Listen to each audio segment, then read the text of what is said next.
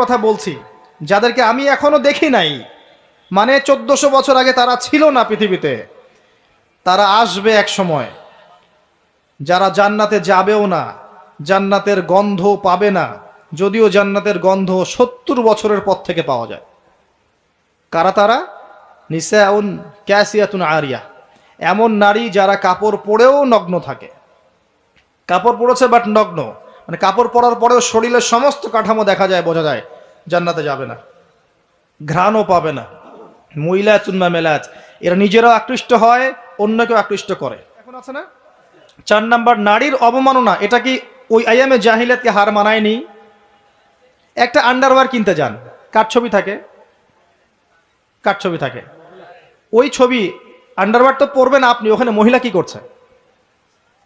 Even একটা গাড়ি কিনতে যান, দেখবেন সেখানে একটা মডেল কে দাঁড়িয়ে আছে? ছেলে না মেয়ে? মাশাআল্লাহ। যেখানে যাবেন সেখানে। কাপড় কিনতে যান, দেখবেন মহিলার পুতুল রেখে দিয়েছে।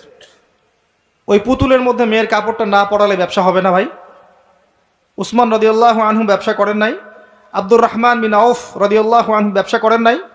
দীর্ঘদিন আবু হানিফা রাহিমাহুল্লাহ তিনি ব্যবসা করেন নাই কাপড়ের? আমাদের ইমাম আবু হানিফা রাহিমাহুল্লাহ ব্যবসা করেননি কাপড়ের? উনার দোকানে এরকম ডল ছিল।